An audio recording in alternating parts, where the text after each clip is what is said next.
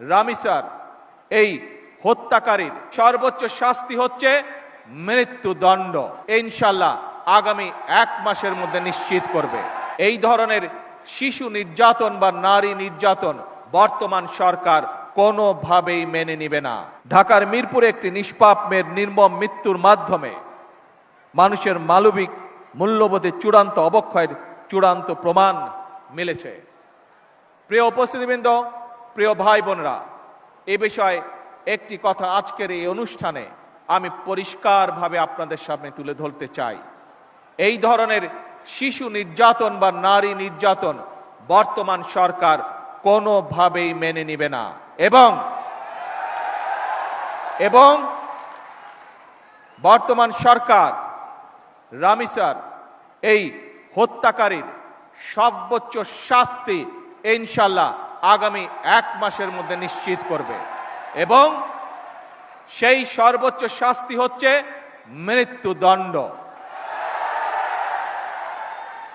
যাতে করে ভবিষ্যতে আর কোনো ব্যক্তি মানুষ এইভাবে শিশু বা নারী নির্যাতন করার সাহস না পায়। উপস্থিত সম্মানিত সকল উপস্থিতিবৃন্দ, একটি নিরাপদ মানবিক রাষ্ট্র এবং সমাজ প্রতিষ্ঠা করতে হলে আমাদেরকে আইনের শাসন প্রতিষ্ঠা করতেই হবে। রাজনৈতিক সংস্কৃতির পরিবর্তন ঘটাতে হবে। একই সঙ্গে আমাদের জাতীয় জীবনে পুনরায় বাংলাদেশের আবহমানকালের ধর্মীয়, সামাজিক, সাংস্কৃতিক মূল্যবোধের পুনর্জীবন ঘটাতে হবে। এক্ষেত্রেও কবি কাজী নজরুল ইসলামের জীবন এবং কর্ম আমাদের জন্য প্রাসঙ্গিক। সম্মানিত সুধীবৃন্দ, কবি নজরুলের জীবন এবং কর্ম বিশ্ব সাহিত্য দরবারে আরো বেশি ছড়িয়ে দেওয়া প্রয়োজন। তার জীবনবোধ, তার জীবন দর্শন প্রজন্মের পর প্রজন্ম পৌঁছে দিতে হবে।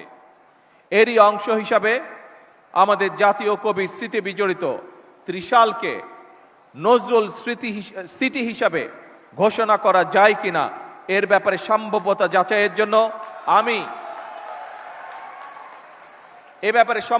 যাচাইয়ের জন্য আমি সংস্কৃতি মন্ত্রণালয় এবং পর্যটন বিভাগের প্রতি আহ্বান জানাবো।